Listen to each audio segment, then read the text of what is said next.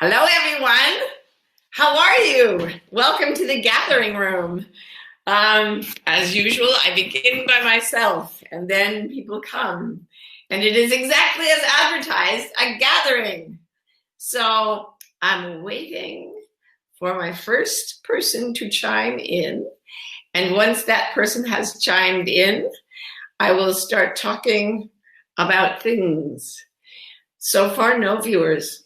Okay. Hope y'all, hi guys, woo! Upstate New York, upstate, if you've seen the Book of Mormon, upstate. Oh, there you guys are. Aloha, Kathleen. Hi, Liz. Hi, Adrian, Dora, Katie. Hello from Madrid. Hello. When I touch the things, they pop up. It's very exciting. They don't pop up for them. Oh, they pop up for you. Oh, hello from Hi, guys. Hi, Rose is educating me and training. It's my first week training. Oh, from Esparto. I don't know where that even is. Alabama, Louisville. I almost missed a plane. Hi, Trisha. I almost missed a plane to Louisville one time because I thought it was pronounced Louisville. And I waited, and they kept saying the flight to Louisville is boarding. Hi, Liz Ferguson. Hi, Melissa. Hi, Linda. Mwah, mwah, mwah, mwah, mwah. Ooh, we have 152 people, so let's just go. Let's go, baby. Okay, how do I make them not show up? They're not showing up. Okay. Hi, guys. This is the lesson in the technology of Martha. That's what they can see. Only you can see this. If you hit show, then they can see them. Cool. All right. Well, some of you may have seen on Facebook, we are in the process of moving. Someone came, a wonderful couple came and they did purchase our ranch. It's going to be used for wonderful humanitarian purposes, healing with horses, and they need to take occupancy right away. So we're like, moving to a new forest. And transitions are very hard. So today I want to talk about how to be in a place of transition without fear and suffering. And then, see, it's a trick because we're always in a period of transition. So to learn these skills is to get through every single day.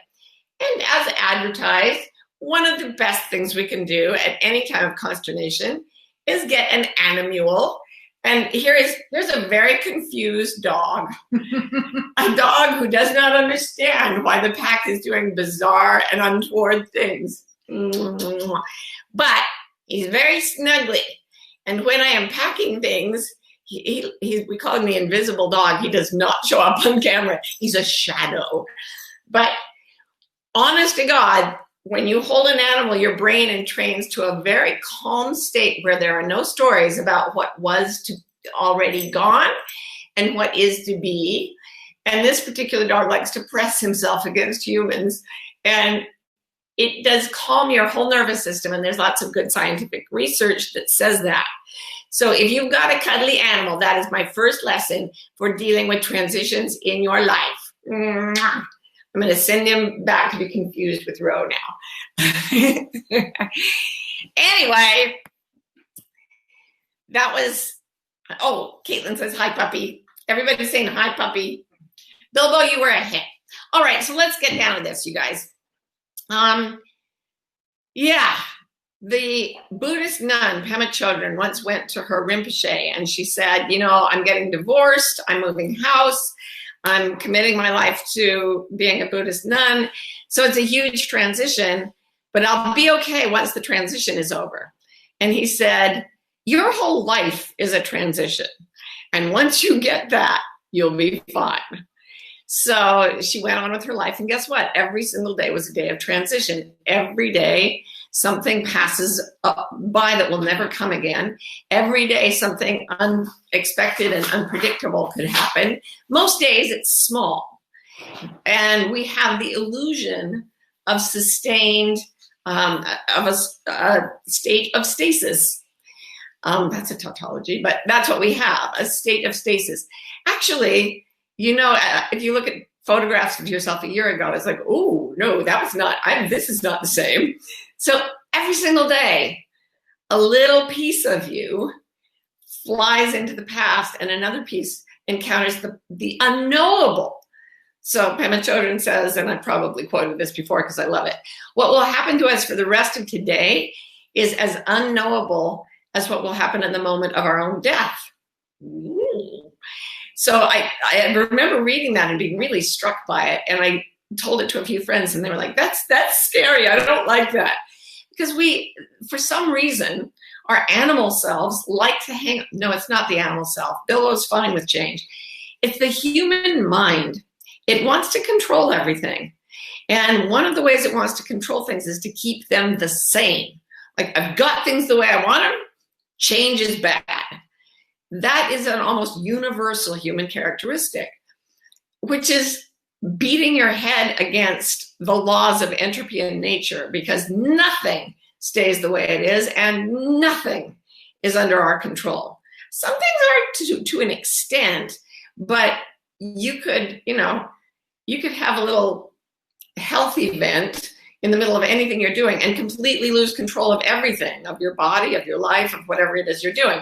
So in moments of huge transition, we get reminded of that.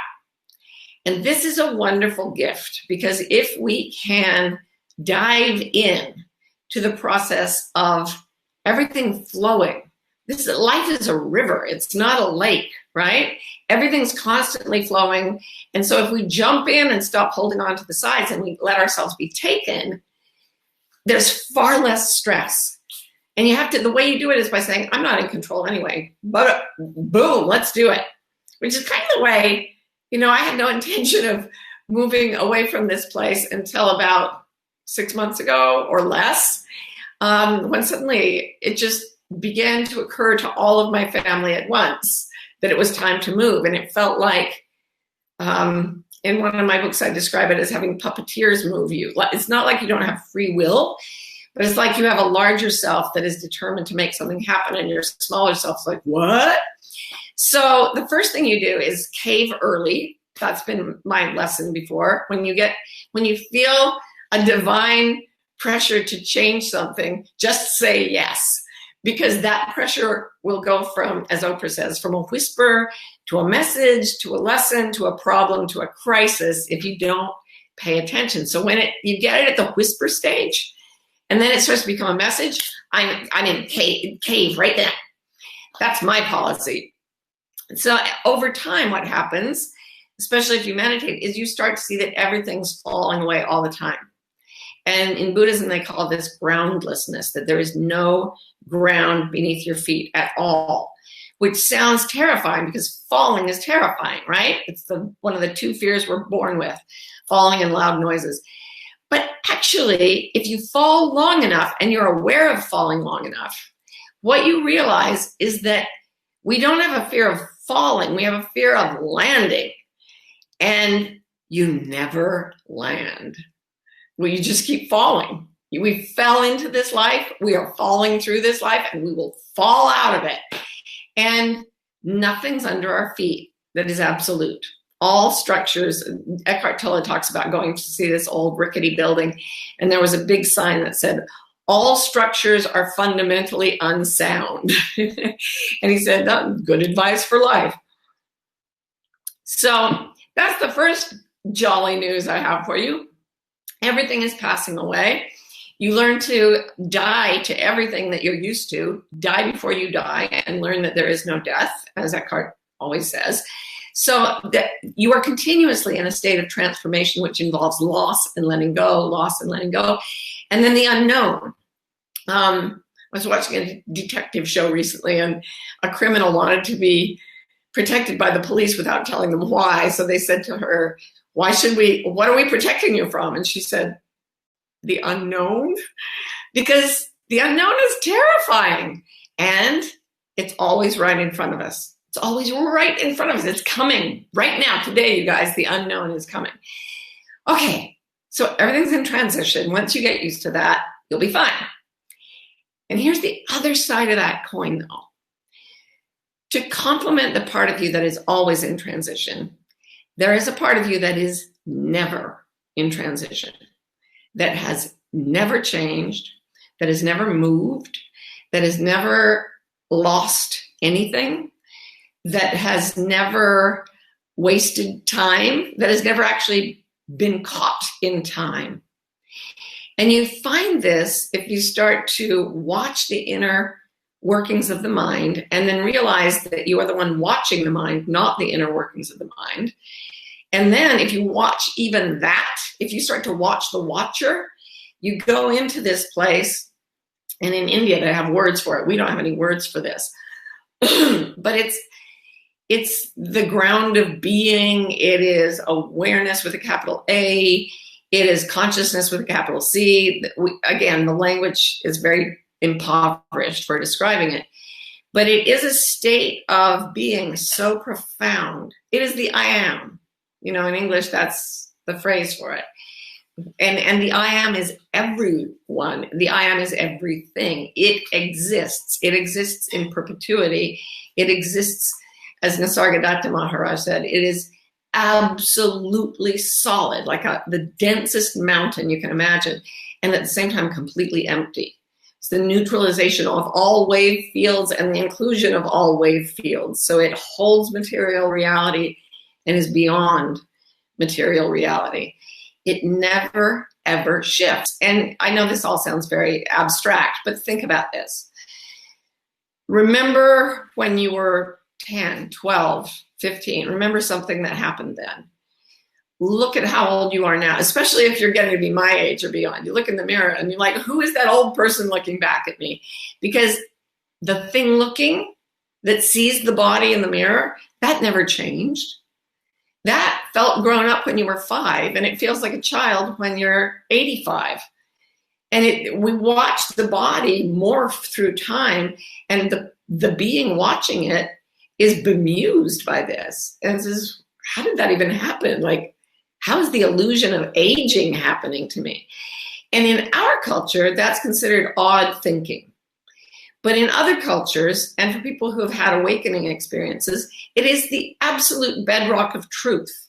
It is full integrity to be connected with that part of you that has never changed. And it's always watched. And if you go deep enough into it, you'll find that its characteristics are softness, love, knowing, healing, holding, no judgment, pure approval, the whole Eben Alexander thing of you are infinitely loved, you are always safe, and you cannot get this wrong. That's just emanating throughout everything. Not even emanating, because that means it's moving out, and there's nothing to move out of. What the I am is, it just is everywhere in every place, and what shows up as matter is very, very flimsy compared to that I am that we all are. So as I'm talking about this, I'm assuming, since there is nothing but transition in this world, that some of you all are in the middle of transitions yourself. Mine is relatively easy. Moving house is considered a big stressor, but compared to losing someone or something, compared to being unemployed, compared to a lot of things, it's an easy transition. So whatever transitions you're going into, I was wondering if you want me to answer some questions about it. Because we will talk to the part of you that is always changing and the part of you that has never changed. I'm all ready for the questions. Yeah. People are just repeating, I'm infinitely loved and I can never get it wrong. If you just say those words, I'm writing the integrity cleanse right now. And there's something I call the chime of truth that is this absolute knowing. And it's so solid when you speak your truth. If you get up and say, you know what, I am an alcoholic, or whatever it is, the truth that you haven't spoken, you feel like you're in yourself very solidly. And when you say those things, I'm safe, I'm infinitely loved, I can't get this wrong, the whole body goes into that state of truth. So Jordy says, is the I am non-duality / duality, is that the same thing? That's an easy question. I'd have to explain the whole background of duality, non-duality. The whole idea is that we live in a world of opposites. And this is basically, it comes from the Ayurvedic teachings and from Buddhism. But in science, we could see it as we live in a world of waves. Everything is waves. So there's an up and a down to everything. To have matter, you have to have duality. But beyond duality, there's a field through which duality moves. And in that, there is no duality. It's all one thing. It contains the field that contains all dualities. So yes, I would say the I am is it's the whole movement, the entirety of the universe and everything in which the universe is situated. All the universes, actually. So yeah, that's a super easy question. And I'm sure you're all going to go, tell your families at dinner what I just said. Like, clearly, Jordy has some expertise. Hi, Sarah. How you doing? Sarah was with us in Africa. It's so great to have you there. She says, I love the physical sensation of falling, skydiving, bungee jumping. I love taking those opportunities, yet the emotional unknown is so hard for me. Why, and how do I change that? Well, it's because the investment of emotion is so much bigger than the investment of just physical harm for some of us. I mean, some of us are very scared about our bodies getting hurt. But I think if you've suffered and if you've lost, that is a pain that lasts and pierces and suffuses us. And for many people who've gone through great losses, as Sarah has, that's much more frightening than physical death. But what I can tell you is the great fear is of the tsunami of grieving. And that involves all the energies we call negative: anger, sadness, and fear, and all their varieties. But holding them at bay is exhausting and painful, and it numbs us and it keeps us from life. Actually, it might make us, a lot of people who feel numb become risk takers. They jump out of airplanes, they do those fly suit things where you get killed if you make one tiny error, because they actually want to feel something. But the reason they're not feeling sometimes, I'm not saying this for everyone, is that they've blocked emotion, and blocking your feelings is a package deal. You block grief, you block joy, you block everything. So surrendering yourself to the tsunami of what you're really feeling. Number one, I wouldn't suggest you do it alone. I would suggest to everyone out there that you do it. I would go to a therapist in a heartbeat. I mean, I've got a wonderful family who could totally hold me through it, but I want professional help when I've got serious grieving to do. And you go through it, and it's a fire, and it destroys the ego completely. It will burn you up. And what is left on the other side will be so free of ego, so light, so joyful that you won't even believe it. It will be such a more joyous experience of life. So letting the grief hit you, I'm not going to say it's easy. It's as bad as you're afraid it's going to be. So buckle your seatbelt, get some friends around you, and allow. And you'll get on the other side as fast as possible. Mwah. Yeah. So Donna says, so if you feel the nagging to change your life, but you're also very unclear about what the change should be, perhaps because of fear, how do you open to clearly see the path to change? For example, how did you know it was time to move? It's a good question. I'm just tracking it along. I had felt a kind of like a snake that needs to shed its skin, a kind of chafing. And snakes, when they are going to shed their skins, they also shed the skin over their eyes. And before it sheds, it gets opaque, so they can't really see. But the feeling of wanting to rub their eyes, imagine needing to rub your eyes and being a damn snake. I mean, talk about hell on earth. I have an itch and no limbs. So I was getting that feeling, and I knew something was going to happen. At that point, when you don't know what it is, you wait, but you pay attention to the itch, to the feeling. And that's what you're doing, Donna. I think you're right in that place. And you wait for time. And what I've realized is that this whole thing that is human life, for me now, from the perspective of my age, it starts to feel like the whole thing has been a Rubik's Cube with infinite faces. And whatever the consciousness is, it's working this Rubik's Cube to solve all the predicaments. But if you've ever solved the cube, you know you have to make it go out of kilter to get it back into, to get the squares to line up. So you'll start to feel this shifting.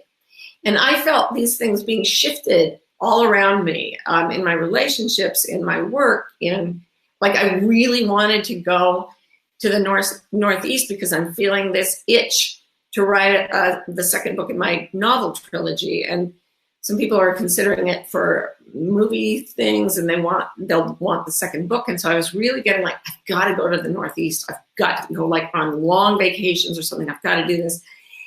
And all this was going on in me. And then my beloved family members started to say, I'm feeling an itch. And that's the Rubik's Cube. In Diana Herself, my first novel, I say that the motto of the beehive is all for all, always. It's not even all for one and one for all. There's an almost telepathic feeling if you're tuned into each other that says, wait, we're all going to move at once. And when we started talking about it, I was like, this is blowing my mind. It's happening to everyone. And even my kids who don't live here, my daughter just moved to London. My other daughter has always wanted to move to the Northeast. And then I was on the phone with a dear friend, and we said, we're feeling the itch to move. And she said, well, are you going to move next to me? And she started sending us real estate listings. And within 5 minutes on the phone, we're like, yep, we're moving near you. And that's what we're doing. And it's right in the remnants of the ancient Eastern forest where I'm going to stage the book, and also New York. It's close to New York City where I'm going to put part of my novel. So I have my reasons, and they're all being served. My family members have their reasons, and they're all being served. It starts to look, the fear of change is still there, and the cumbersomeness of moving everything is still there. But when hearts are united in something, and they will be united by that sort of Rubik's Cube thing, it's a miracle I don't understand. There's that feeling of integrity again, chunk, and you all go into it. And then, all right, damn the torpedoes, we're going to do this. And we're going to do it now. Because if you wait, you start to get not just the whispers and the messages, but the problems, the lessons, the problems, and the crises. And I'm not down for that. Okay, hi Kate, how you doing, honey? An existential transition question. What would support me in coming out of hiding and showing myself, my whole self? Well, we all have different ways to shine our light into the world. I happen to know that Kate is a freaking brilliant writer, poet, essayist. And you've written some stuff, Kate, that is very deep, but also very profoundly influential for anyone. It's not just about you, it's for everybody. So that's easy with you. Other people, look for in my last self-help book, Finding Your Way in a Wild New World, I talk about your art. And it's where your suffering, your fascination with life, and your the things you've learned from suffering come together with a part of you that loves to play in certain ways. So Kate plays, I'm sure she grew up reading thousands and thousands of books in a way that was very satisfying to her. Others, may grow up watching movies and want to be movie makers to express themselves, or they may want to express themselves through creating houses or political movements or whatever. But you find what's in your heart, and it usually comes from the wounds that you've suffered and healed from. And we say right from the scar, not from the wound. So if it's still wounded, it needs to heal before you put it out. And then it will want to show itself to others for the express purpose of helping people who are in the same type of situation. And it will do so in the way that is playful and joyful for you. So find the area where you most have joy, what the things you did as a kid when you were just left to do whatever you wanted. Combine that with the places where you've learned wisdom through time. Put those together, open it up. That's not only an opportunity for you, I see it almost as an obligation to the world and to your own mission in life. Okay, so Heather says, I've been stuck in making personal decisions that also affect my family, like moving to an area that suits me, but may not suit their idea of happiness. Any suggestions? Oh, this is so great. Yeah, we all sat down, and I had we all had different things that were sort of like deal breakers for us, like being more than an hour away from medical help would be a deal breaker for one person. And not having any place to go watch live music would be a deal breaker for another person. And one of my deal breakers was I don't want to wake up to the sound of traffic. I want to wake up to the sound of wind in the trees and bird song and possibly running water, and that's it. And so you kind of triangulate. You do a Venn diagram. A Venn diagram is everybody gets a circle, and wherever the circles overlap, you find a place in the middle where everybody's circle overlaps, and you either find that in the world or you create it. Like, okay, we will move to this place with only birds and running water, but we will make a medical clinic next door, so we're right next to the doctor. I mean, that's a silly example, but you can create something that will match the Venn diagram of everybody you love. And you know what I found? Here's something I found, speaking of the integrity cleanse. When you're really living your own life and you're really saying, this is what bugs me, this is what I love, whatever, the people that don't share any part of your Venn diagram of what life should be, they tend to go away. They're not connected on the same frequency. So then when you're living in total integrity about yourself, the people who love you match that, and there's usually a lot of overlap. But again, open communication, have everybody speak from their integrity, and then find the place in the center where they all meet, you'll be fine. The process actually strengthens relationships a lot. Carol says, how do you understand seemingly being blocked from a change, thrown back to old and stuck patterns, rather than able to step out into the new? This is not an exception. This is the rule. So the Integrity Cleanse, my book, is patterned after Dante's Divine Comedy. And people usually read the Inferno part where people are punished for their misdeeds. I really think Dante was writing about we stay in hell when we stay attached to our errors of understanding. And then the second book is called Purgatorio. And it's where people who have let go of their errors and desire change keep falling back into their old patterns and then working to come out of them. And so this is a process of purification where you fall back into the old pattern and fall back into the old pattern. But each time you learn from it and each time you resolve it a little quicker. So I refer you to a poem called Autobiography in 5 Short Chapters, which I'm about to slaughter because I don't have it memorized word for word. But it's something like this. I walk down a dark street. There's a big hole. I fall into it. It takes me forever to get out. Chapter 2, I walk down the same street. The hole is there. I fall in. I get out a little faster. Chapter 3, I walk down the same street. I know the hole is there. I fall in, but I get right out. Chapter 4, I walk down the same street. I walk around the hole. Chapter 5, I walk down a different street. And that is really how change happens, you guys. And I'm really glad you brought that up right at the end of the half hour, because if you think you're supposed to, our culture has a linear view of change, that we're supposed to start helpless and unformed and go up in a straight line toward being in control of everything and in command of our lives and everything's going great. Yeah, I'm not confused or upset about things.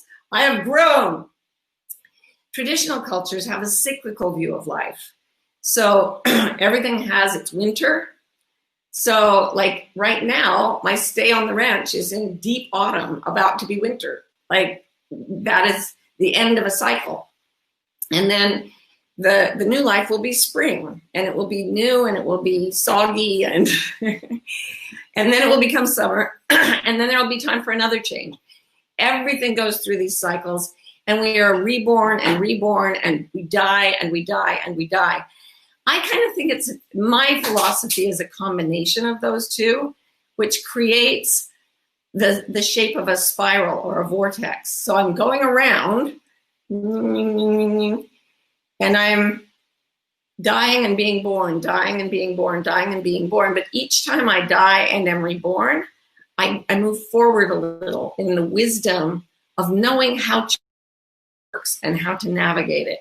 So this makes me really grateful to have spent enough time on Earth to have done this a few million times to have gone into the frightening phase of the death of a stage of life and to let myself die and then to realize, oh my gosh, it's coming back. I'm going to give you one last story at the end. Franz Kafka, the wonderful philosopher, once reportedly met a little girl in a park crying because she'd lost her doll. And he tried to help her find it. And she said, and they couldn't find it. And he said, well, I'm going to keep looking. So she went home, he got her address, and he sent her a letter from her doll that said, I have gone traveling, but I still love you. And I will tell you what I'm seeing on my travels. And for years, he wrote to this little girl about the doll. And then he bought another doll and he mailed it to the little girl. And he said, with a letter that said, my travels have changed me. I'm not the same doll you lost, but I have loved you this whole time, and here I am. And in the pocket of the doll's dress was a little note that said, everything you love, you will lose. But everything you lose that you love will come back to you again in a different form. So that's what I have to say to you today about transition.